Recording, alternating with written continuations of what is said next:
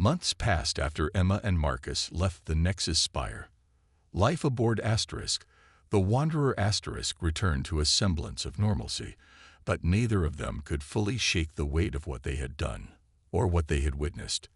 The phrase was contained, locked away in a fragile balance of silence, but its echoes still lingered in their minds. They knew better than anyone that some truths were too dangerous to share, and too powerful to forget. Marcus decided to leave the smuggling life behind. He settled on a quiet colony world near the edge of known space, where news from the galaxy rarely reached. It wasn't much, a small house surrounded by fields of alien grass that shimmered faintly under two suns, but it was peaceful. Each morning, he woke early to tend to his crops, finding solace in the simplicity of manual labor. Yet, despite the calm, memories of Alex Monroe's voice often crept into his thoughts, uninvited and unwelcome. Emma, on the other hand, couldn't bring herself to stop searching. She returned to Earth, taking up residence in a modest apartment overlooking the sprawling orbital stations above.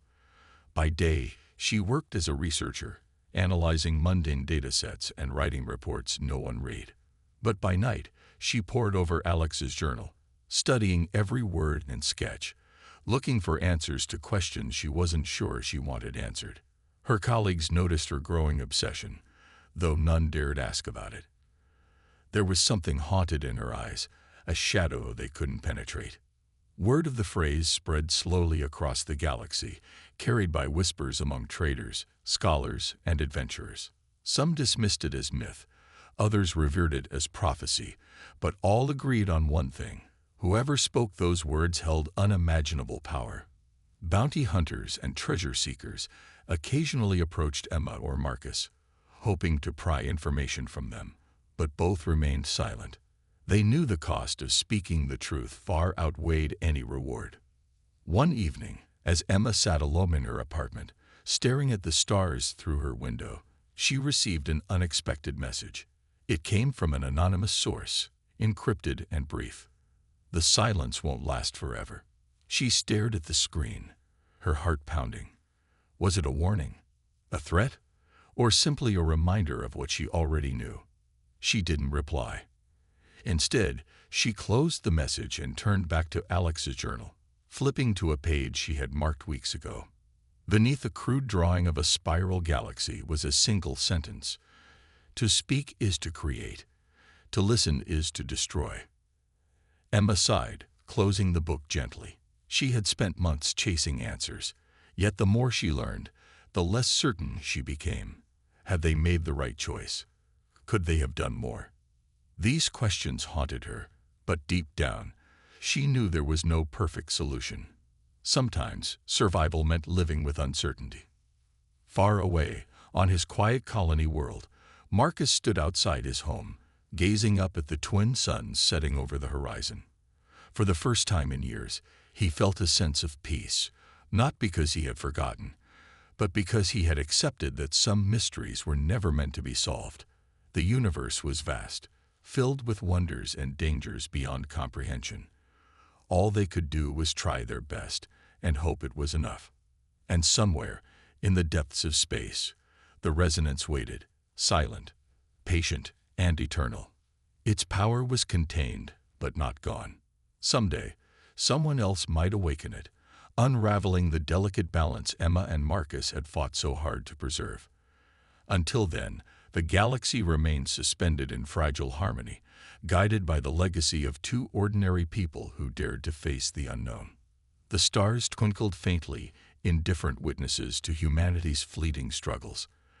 In their glow, the story of the most feared words in the universe faded into myth, carried forward by whispers and dreams.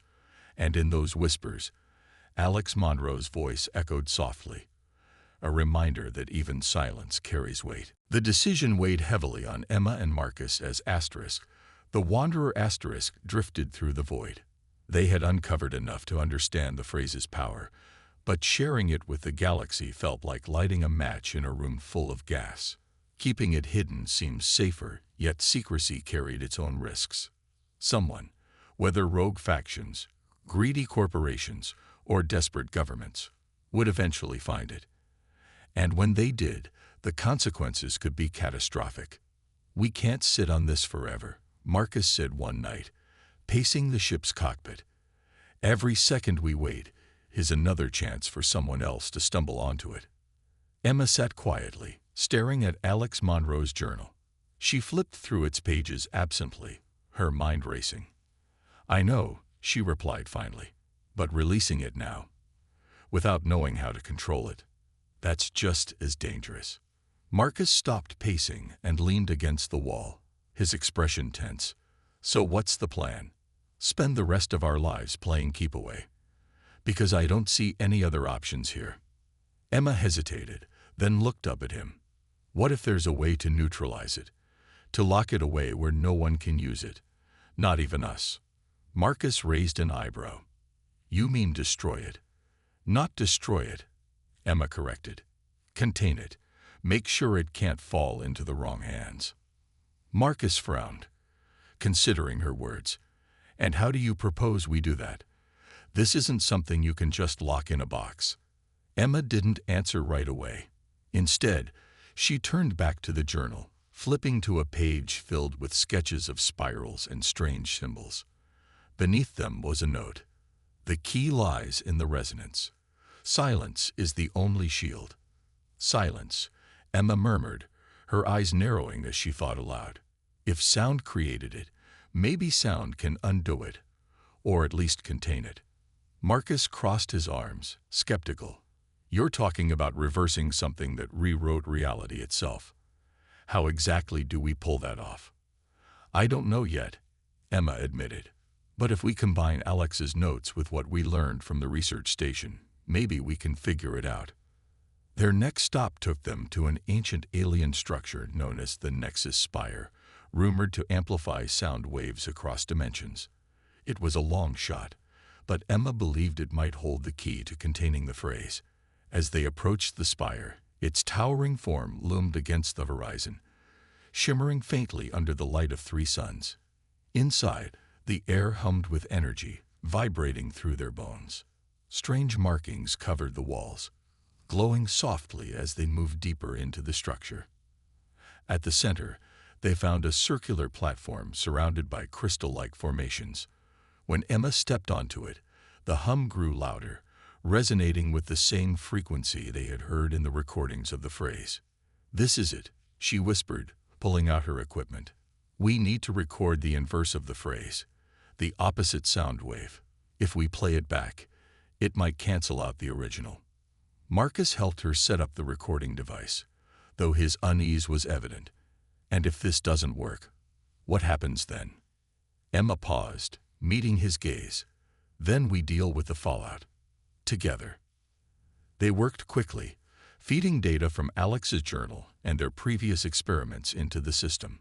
The process was painstaking, requiring precise calculations and adjustments. Hours passed before they were ready to test it.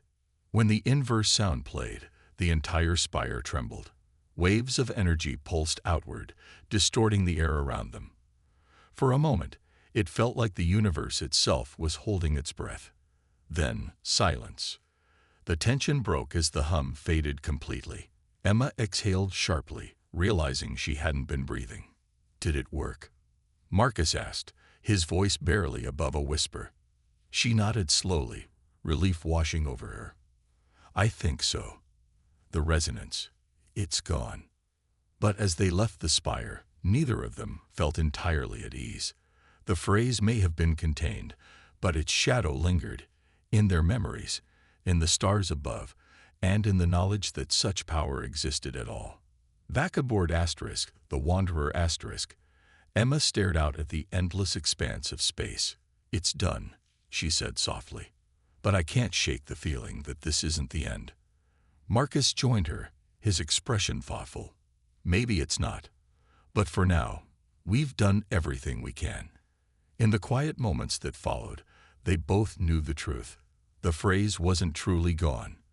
It was waiting, dormant but alive, for someone else to awaken it.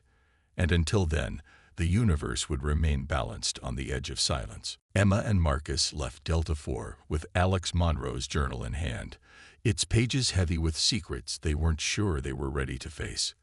The weight of their discovery pressed on them as the Wanderer drifted through the cold silence of space.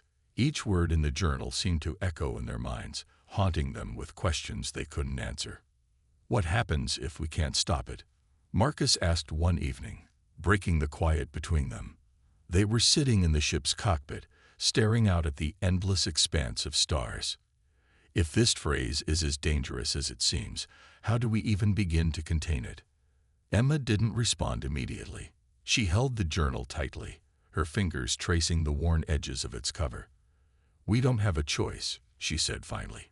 "If we destroy it, or hide it, we're gambling with something we barely understand. Someone else will find it someday, and they might not hesitate to use it." Marcus sighed, frustration creeping into his voice. "But what's the alternative? Keep chasing answers until the phrase consumes us too. Look at what happened to Alex. He started searching for meaning and ended up lost." Emma nodded slowly. "I know, but maybe there's another way. Maybe we can figure out how to control it, how to use it responsibly." Responsibly. Marcus raised an eyebrow, skepticism written all over his face. How do you responsibly handle something that can rewrite reality itself? That kind of power doesn't belong in anyone's hands. Emma didn't argue. She knew he was right, but giving up wasn't an option either. They had seen glimpses of what the phrase could do, and while it terrified her, it also fascinated her. There had to be a middle ground, a way to protect the universe without burying the truth forever. Their next destination was a classified research station orbiting a dying star. According to rumors, scientists there had once studied phenomena similar to the resonance cascade described in Alex's notes. If anyone could help them understand the phrase, it would be the people who had worked there. But when they arrived, the station was abandoned, its corridors dark and lifeless. As they explored, Emma noticed signs of a hurried evacuation. Overturned chairs, scattered papers, half-eaten meals left untouched. It felt eerie, like stepping into a ghost ship frozen in time. In the main lab, they found fragments of data logs detailing experiments on sound frequencies and neural manipulation. One entry caught Emma's attention. Subject exhibited unprecedented cognitive abilities post-exposure. However, psychological stability deteriorated rapidly. Further testing deemed unsafe. "It's Alex," Emma murmured, showing the log to Marcus. "This has to be him. They were experimenting on him." Marcus frowned, scanning the text. "And look where it got them. This place feels like a tomb." Emma ignored his comment, focusing instead on piecing together more clues. Among the debris, she discovered a locked terminal. After some tinkering, she managed to access its files, revealing a final warning from the lead scientist. "The subject has surpassed our understanding. We fear the consequences of his actions may extend beyond containment. Evacuate immediately." A chill ran down Emma's spine. "They knew," she whispered. "They knew he was dangerous, but they let him go anyway." Marcus crossed his arms, his expression grim. Maybe they thought running was safer than staying. As they prepared to leave, Emma paused, staring at the glowing screen. "Do you think Alex wanted to be stopped, or was he trying to warn us?" Marcus shook his head. "Does it matter? Either way, we're the ones stuck cleaning up the mess." Back aboard the Wanderer Emma opened the journal again, flipping to a page marked with a faded star symbol. Beneath it was a single sentence scrawled in shaky handwriting. "To undo creation is to become it." She stared at the words, feeling a knot tighten in her chest. "We need to make a decision," Marcus said quietly, watching her intently. "Do we share this with the galaxy, or bury it forever?" Emma hesitated, the enormity of the choice weighing heavily on her shoulders. She wanted to believe humanity could handle the truth, but deep down, she feared otherwise. Whatever they decided, there would be no turning back. And somewhere, in the vastness of space, the phrase waited, silent, patient, and infinitely powerful. The after-effects of the phrase lingered long after the chaos aboard Asterisk, the Wanderer Asterisk, had ended. Emma and Marcus tried to act normal, but it was impossible. They moved through their tasks like ghosts, haunted by what they had witnessed. Sleep eluded them both. When they closed their eyes, they saw flashes of galaxies collapsing, stars exploding, and Alex Monroe standing alone in an endless void. "What do we do now?" Marcus asked one morning as they sat together in the ship's small galley. His voice was quiet, weighed down by uncertainty. Emma stared at her hands, which trembled slightly despite her efforts to steady them. "We keep going," she said finally. "We need answers. If Alex discovered this power, there has to be a reason. Maybe he left behind clues, something to explain why he did it." Marcus sighed, rubbing his temples. "You really think that's wise? Every time we dig deeper, things get worse. What if the next clue doesn't just mess with our heads? What if it kills us?" Emma turned to him, her expression resolute. "I know it's risky, but think about it. If we stop now, someone else will pick up where we left off. Someone without scruples. Do you want that on your conscience?" Marcus didn't answer right away. He knew she was right, but the thought of continuing filled him with dread. Still, he couldn't abandon her. Not now. Not when they were so close to understanding something bigger than themselves. Their next lead took them to a remote outpost called Delta 4, rumored to house relics from ancient human colonies. According to fragmented records, Alex Monroe had passed through the area decades ago, leaving behind traces of his journey. The outpost was little more than a collection of rusting buildings orbiting a barren moon, inhabited by scavengers and drifters who preferred to stay out of sight. As they landed, the atmosphere felt tense. The locals eyed them suspiciously, whispering among themselves as Emma and Marcus made their way to the central hub. There they met a man named Carter Blake, a grizzled trader with a reputation for knowing secrets others didn't.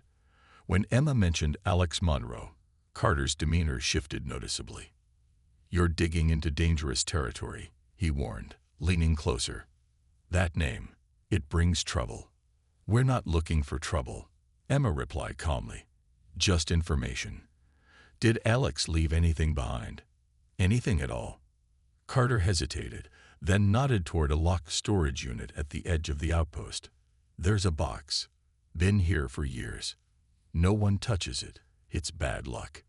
He lowered his voice. "Some say it's cursed." Emma exchanged a glance with Marcus, who rolled his eyes but said nothing. They thanked Carter and headed straight for the storage unit. Inside, they found a small metal case covered in dust. The lock was old and brittle, breaking easily under Emma's tools. When they opened it, they discovered a journal belonging to Alex Monroe. The pages were filled with sketches, notes, and cryptic writings. One entry stood out: "Language shapes reality. Words create worlds. But some truths are too vast for minds to hold." Beneath it was a drawing of a spiral galaxy surrounded by strange symbols. "This is it," Emma whispered, flipping through the pages eagerly. "This could tell us everything." But as she read further, her excitement turned to unease. Alex's later entries grew darker, almost frantic. "I see them now. The threads connecting everything. It's beautiful and terrible. I can't unsee it. Can't undo it." Marcus frowned, leaning over her shoulder. "He sounds like he was losing it. Or seeing things no one else could," Emma countered. "Maybe that's the price of understanding the phrase." They spent hours poring over the journal, piecing together Alex's thoughts. It became clear that he hadn't intended to unleash destruction. He had been searching for meaning, for connection. But somewhere along the way, the power of the phrase consumed him. By the time they finished, night had fallen over the outpost. Outside, the stars twinkled coldly, indifferent to the weight of their discovery. Emma closed the journal, her hands trembling. "We're running out of options," Marcus said softly.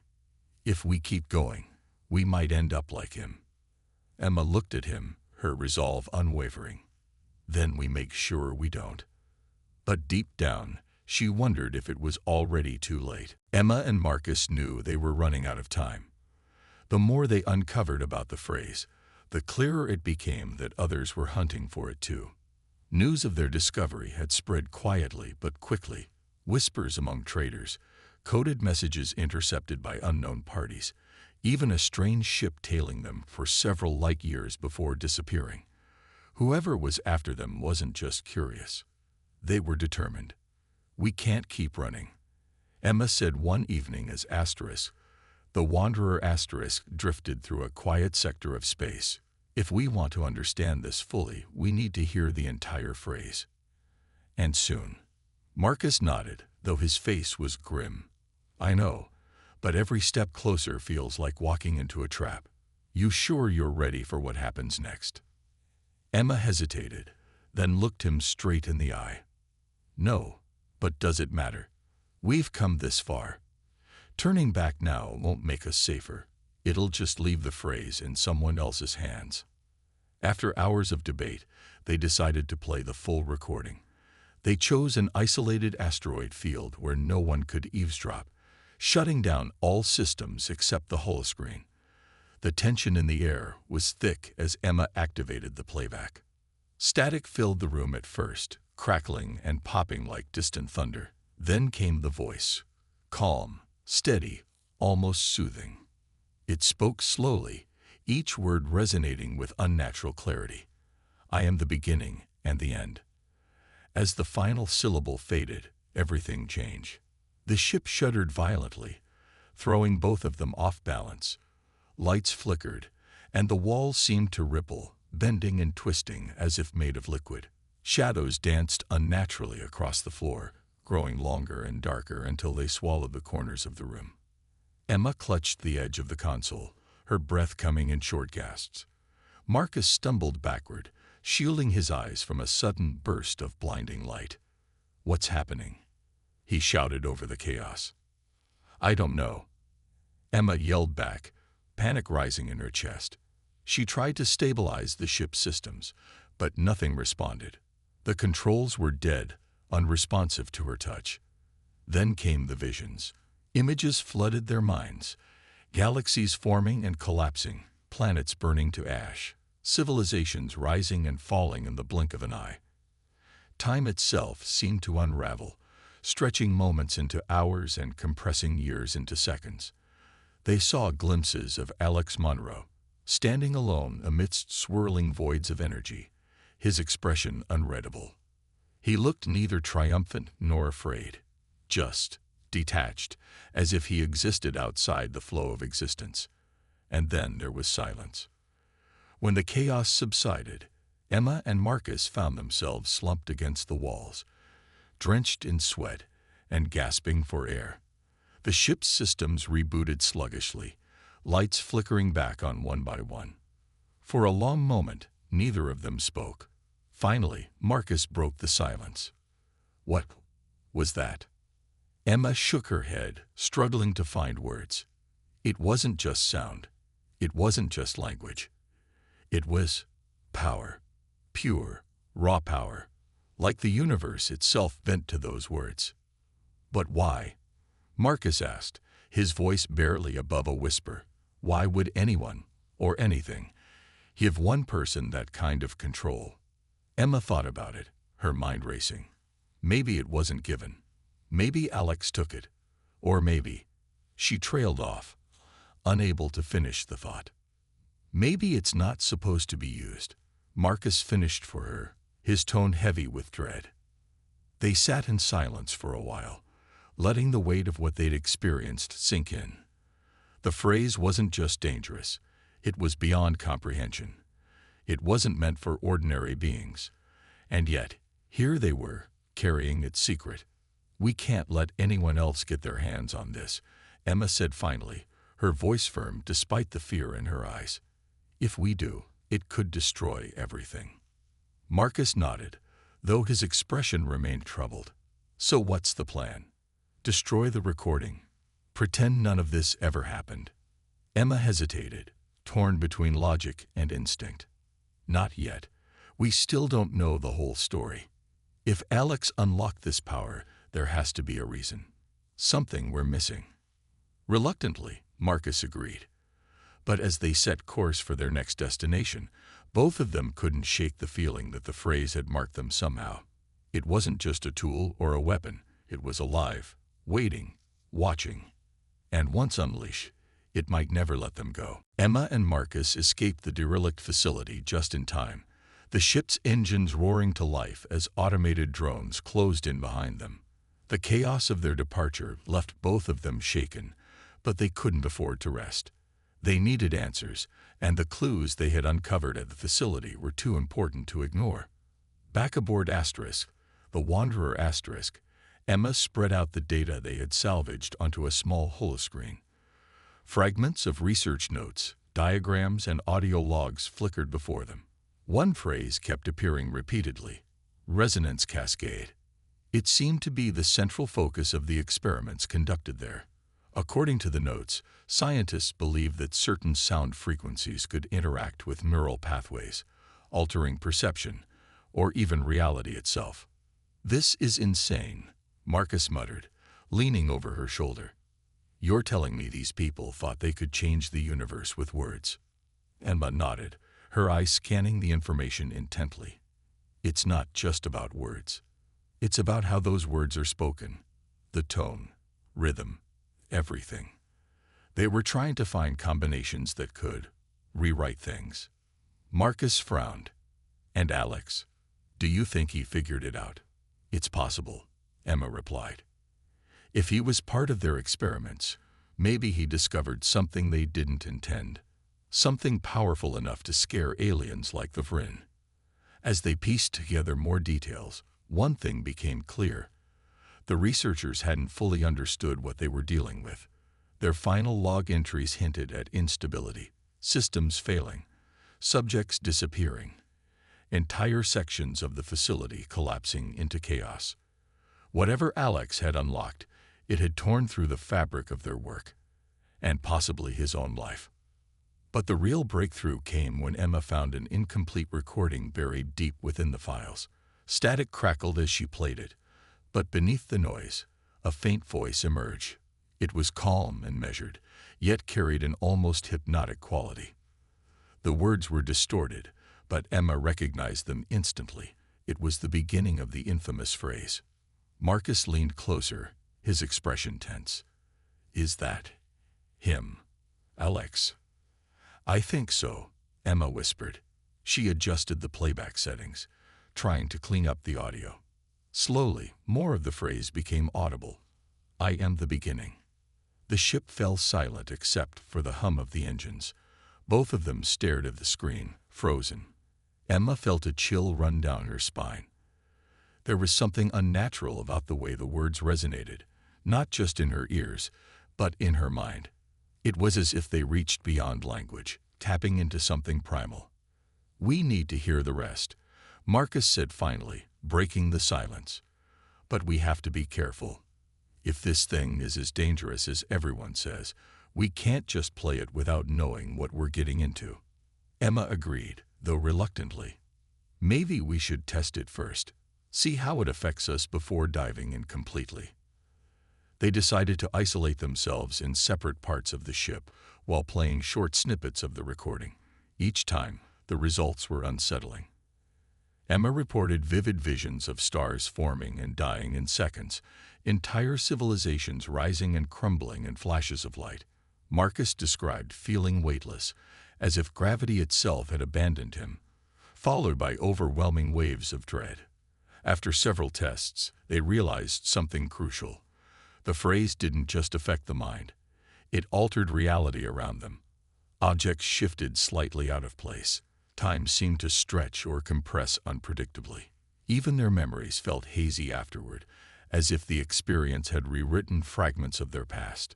"This isn't just a weapon," Emma said, her voice trembling. "It's creation and destruction wrapped into one. No wonder everyone's afraid of it." Marcus rubbed his temples, looking exhausted. "So now what? We keep going? Or do we stop before we lose ourselves completely? Emma hesitated, then looked at him firmly. We have to finish this. If we don't understand it, someone else will, and they might not hesitate to use it. Though neither of them admitted it, fear lingered between them. They were stepping into unknown territory, chasing a power that defied logic. And as they prepared to uncover the full phrase, they couldn't shake the feeling that they might never come back unchanged, or at all. The holographic footage of Alex Monroe played again and again in Emma's mind as she and Marcus left the Vrin archives. The phrase he had spoken was incomplete, but its power was undeniable. The aliens in the recording hadn't just been afraid. They had been awestruck, as if witnessing something beyond their comprehension. Emma couldn't shake the feeling that this wasn't just a string of words. It was something more, something that defied explanation.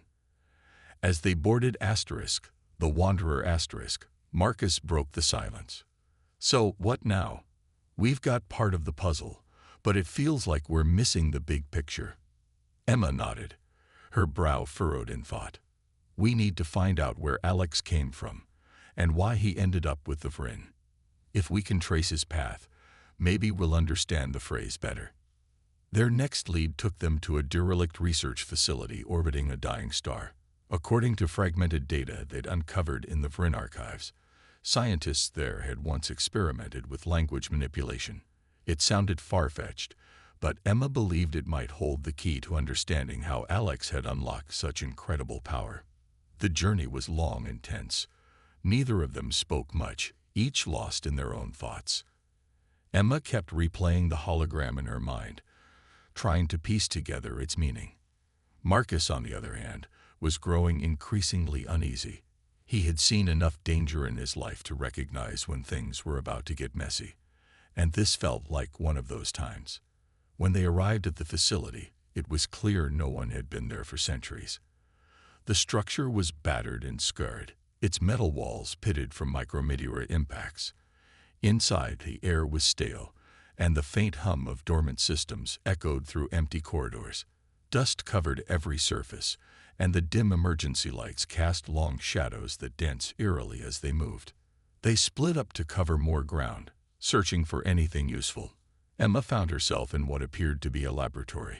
Old monitors displayed static, but some still held fragments of text. She carefully examined one screen, squinting at the faded words. It described experiments involving sound frequencies and neural patterns. Apparently, the researchers had theorized that certain combinations of sounds could alter perception, or even reality itself. This is insane, Emma muttered to herself. But then she remembered the look on the Vrin's faces in the hologram. Maybe it wasn't so far-fetched after all. Meanwhile, Marcus stumbled upon something equally unsettling, a sealed chamber deep within the facility. The door was locked, but a nearby console allowed him to override the security protocols. When the door hissed open, he stepped inside cautiously. The room was small, with a single chair in the center. Restraints hung loosely from its arms, and the walls were lined with strange devices resembling helmets connected to wires. Emma joined him moments later, her eyes widening at the sight. "What is this place?" she whispered. "It looks like some kind of testing room," Marcus replied. "Maybe they used it to experiment on people." A shiver ran down Emma's spine. "Do you think Alex was here? Could he have been part of these experiments?" Marcus frowned. "If he was, it explains a lot, but it also raises more questions. What happened to him afterward? And how did he end up with the Vrin?" Before they could discuss further, the facility's lights flickered, plunging them into darkness. Alarms blared suddenly, loud and piercing. Emma grabbed her communicator. "Something's wrong. We need to leave. Now." They hurried back toward the ship, but the path wasn't clear. Automated defenses had activated, blocking exits and releasing drones that buzzed menacingly overhead. Ducking behind debris, they tried to evade detection while making their way to safety. "This place doesn't want us digging around," Marcus said grimly as they finally reached Asterisk, the Wanderer Asterisk. Once aboard, Emma slumped into a seat, her heart racing. Whatever they were doing here, it wasn't meant to be discovered. But we're closer than ever to understanding Alex and the phrase. Marcus sighed, gripping the controls. Let's hope we live long enough to figure it out. As the Wanderer approached Tylos 7, Emma and Marcus prepared for what lay ahead. The planet was a strange and foreboding place, shrouded in thick purple clouds that glowed faintly under the light of its distant sun. The Vryn, the species that called it home, were known for their intelligence, but also for their secrecy. They rarely interacted with outsiders, and when they did, it was often brief and cryptic. Emma knew getting access to their archives wouldn't be easy, but she hoped the fragments of information they had gathered so far would convince the Vryn to cooperate. When they landed, a delegation of Vryn awaited them. Tall and slender, their bodies shimmered with iridescent scales that shifted colors depending on the angle of the light. Their large, unblinking eyes studied Emma and Marcus with an unsettling intensity. A single Vryn stepped forward, its voice resonating like a low hum. "You seek knowledge," it said, not as a question but as a statement. Emma nodded. "We're looking for answers about a human who appeared in your records centuries ago. Someone who spoke. Something important." The Vryn tilted its head slightly, as if considering her words. "The phrase you seek is forbidden. To speak of it invites chaos." Marcus stepped closer, his tone cautious but firm. "We're not here to cause trouble. We just want to understand. If this phrase is as powerful as people say, don't you think it's better if someone responsible knows the truth?" The Vryn didn't respond immediately. Instead, it gestured toward the horizon, where towering spires rose from the ground like jagged teeth. "If you wish to proceed, you must prove yourselves worthy. Only those who endure our trials may enter the archives." Emma glanced at Marcus, who gave her a small nod. They didn't have much choice. If they wanted answers, they'd have to play by the Vryn's rules. The first trial tested their courage. They were led into a dark chamber filled with illusions designed to prey on their fears. For Emma, the room transformed into scenes of failure. Experiments gone wrong, colleagues turning against her, the universe collapsing because of her mistakes. She clenched her fists, reminding herself it wasn't real. Marcus faced his own demons, visions of betrayal, guilt over past choices, and the faces of people he couldn't save. Despite the weight of these images, both managed to push through, refusing to let fear control them. The second trial focused on trust. Emma and Marcus were placed in separate rooms, each given a puzzle to solve. However, neither could complete their task without help from the other. Communication was limited to coded messages sent through glowing panels on the walls. It took time, patience, and teamwork, but eventually they figured out how to work together, solving the puzzles simultaneously. By the third trial, exhaustion was setting in, but they pressed on. This one challenged their resolve. They stood side by side in a vast arena as holographic projections of enemies surrounded them. Aliens, mercenaries, even shadowy figures wielding weapons unlike anything they'd seen before. The goal wasn't to fight, but to find a way out using strategy and quick thinking. Emma noticed patterns in the movements of the projections, guiding Marcus toward weak points in their formations. Together, they navigated the maze-like battlefield, emerging victorious despite the odds. Finally, the Vryn appeared once more. "You have shown bravery, unity, and wisdom," one of them said. "Few who attempt our trials succeed. You may enter the archives, but beware. Knowledge comes with consequences." Emma felt a mix of relief and dread as they followed the Vryn into the heart of the spires. Inside, the air was cool and still, the walls lined with glowing symbols that pulsed faintly. Holographic displays floated in the air, each containing fragments of history preserved by the Vryn. With careful guidance, they located the record they sought. Footage of the mysterious human, Alex Monroe. The image flickered to life, showing a young man standing among towering alien figures. His voice was calm yet commanding as he spoke the infamous phrase. Emma froze, her breath catching in her throat. She couldn't make out all the words yet, but the impact was undeniable. The aliens around him seemed overwhelmed, their expressions a mixture of awe and terror. Marcus looked at Emma, concern etched on his face. "Do we really want to know the rest?" he asked quietly. Emma hesitated, then nodded. "We've come too far to stop now." But deep down, she wondered if they were ready for what came next. Emma left Epsilon 9 with more questions than answers. Daniel Carter's cryptic warning weighed heavily on her mind. He had hinted at something dangerous, something that could change everything. But instead of scaring her off, his reluctance only fueled her determination. She knew she couldn't solve this mystery alone, though. She needed someone who understood the darker corners of the galaxy, someone willing to take risks. Her search led her to Marcus Kane, a rogue pilot known for bending the rules. Marcus wasn't exactly trusted by authorities, but he was good at what he did, navigating treacherous routes and staying off the grid. Emma tracked him down at a bustling spaceport on Luna 5, where traders, smugglers, and travelers mingled in chaotic harmony. Marcus was easy to spot. He wore a battered leather jacket and carried an air of confidence that made him stand out in any crowd. Emma approached him cautiously. "Marcus Kane?" she asked, trying to sound casual despite her nerves. He glanced at her, raising an eyebrow.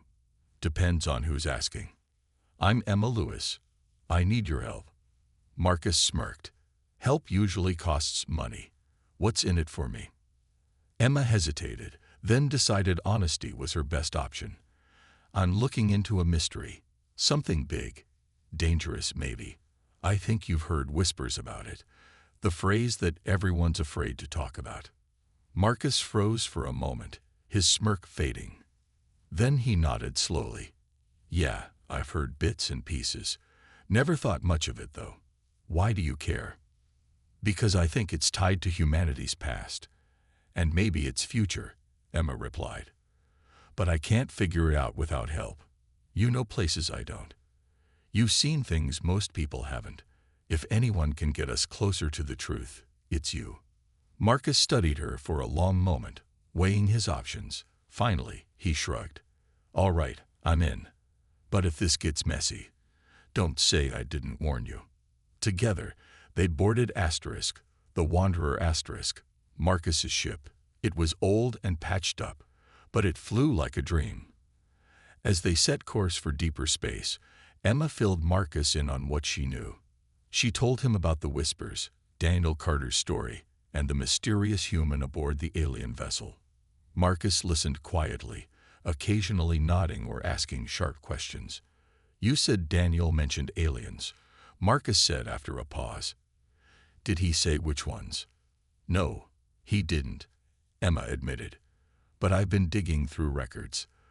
The timing matches up with some reports from Silo 7, a planet inhabited by the Vryn. They're secretive, but their archives might hold clues." Marcus frowned. "The Vryn aren't exactly friendly. Getting access won't be easy." "We'll find a way," Emma insisted. "If this phrase is as important as it seems, we have to try." As they traveled, the weight of their mission began to sink in.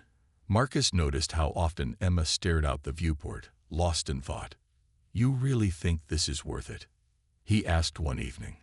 "Whatever this phrase is, it's already caused trouble. Maybe leaving it alone would be smarter." Emma turned to him, her expression firm. "Maybe.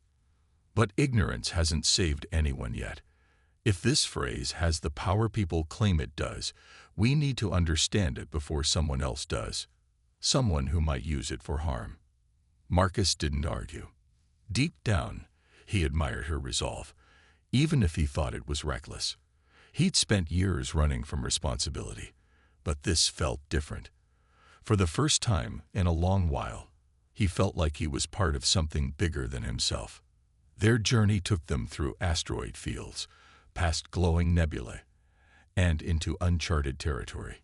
Along the way, they encountered fragments of the phrase in unlikely places, etched into alien ruins, whispered by traders, or hidden in old data logs.